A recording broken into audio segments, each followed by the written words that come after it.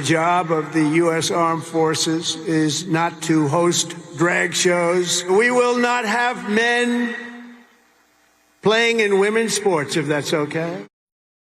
So, look, we are all used to Trump making campaign-style diatribes in, inappropriate settings. But what is your response to him doing it at West Point?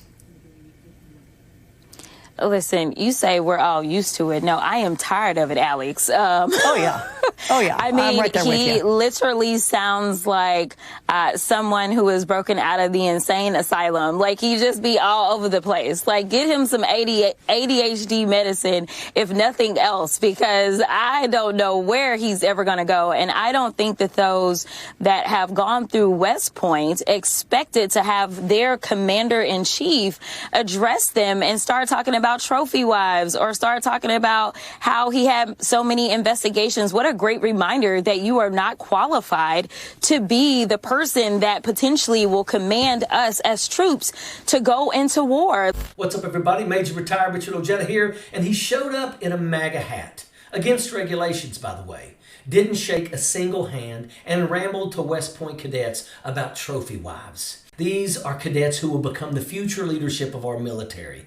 Cadets who all entered under Joe Biden, despite Trump's absurd, bloated claims that everyone in uniform worships him. I went through more investigations than Alphonse Capone, and now I'm talking to you as president. Can you believe this? I must tell you, a lot of trophy wives doesn't work out. They subjected the armed forces to all manner of social projects and political causes while leaving our borders undefended and depleting our arsenals to fight other countries' wars.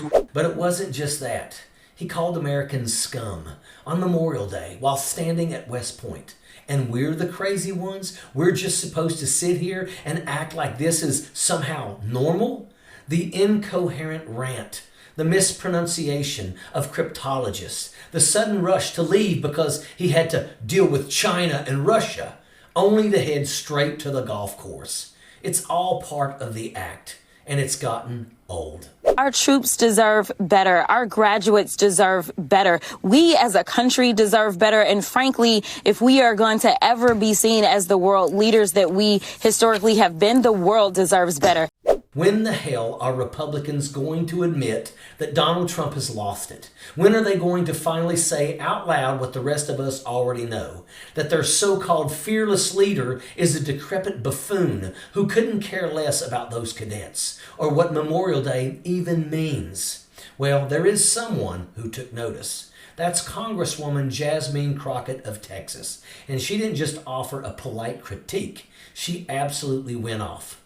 It is time for Republicans to start calling him out and start questioning his mental acuity and whether or not he is equipped to serve mentally. We know when it comes down to his criminality, he is not qualified to serve. But this is just absolutely deplorable. This wasn't a soundbite. This was real. A slow burn that turned into an explosion. Honest, sharp, and long overdue. Get him some ADHD medicine, if nothing else, because I don't know where he's ever going to go. That wasn't a joke. That was an observation, a diagnosis. Because if you've been paying attention to how this man's been acting the last 100 days, Crockett isn't exaggerating. He wandered away from Saudi officials and nearly walked into a wall. He fell asleep at the Pope's funeral. He looked like a lost mall walker at West Point. He posted AI-generated images of himself as the Pope, then as a Jedi, then rocking out like he was Steve Perry from Journey, air guitaring to Don't Stop Believin' on a campaign stage like a washed-up cover band frontman. This is the guy that they've handed the nuclear codes to. World leaders aren't scared. They're laughing, holding back smirks, while the once leader of the free world grifts, flails, and fantasizes his way through another year of public meltdown. This isn't strength. It's not strategy. It's cosplay. It's chaos. It's everything Crockett called out. And thank God she did, because most of the Republican Party is too chicken shit, too complicit, or too damn delusional to say the quiet part out loud. But just when you think it can't get any worse, It does. Memorial Day, Arlington National Cemetery. Trump laying a wreath at the tomb of the unknown soldier. Sacred ground. Over 400,000 Americans buried there, having given everything for this country. And what are we hearing while that image plays on screen? A Fox News anchor reading his Truth Social post aloud in a calm, measured tone. Happy Memorial Day, including the scum that spent the last 4 years trying to destroy our country. President Trump posting to Truth Social this morning saying, quote, Happy Memorial Day, including the scum that spent the last 4 years trying to destroy our country through warped radical left minds who allowed 21 million people to enter the country illegally, many of them criminals, and the mentally insane through an open border that only an incompetent president would approve. As you can see here, President Trump laying the wreath at Arlington National Cemetery. That's not a joke. That actually aired. A man who skipped the handshake line at West Point.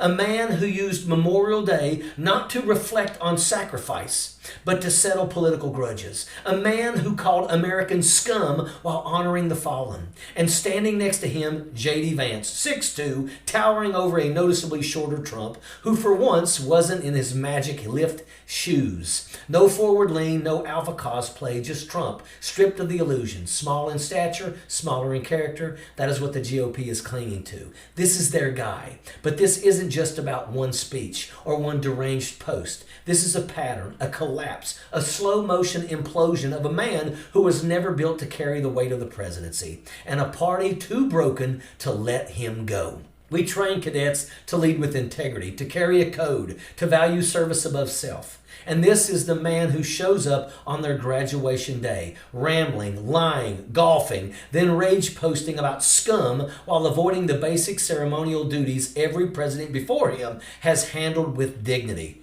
It is a disgrace. But it's also a mirror, because the longer Republicans stay silent, the more this reflects on them, not just Trump.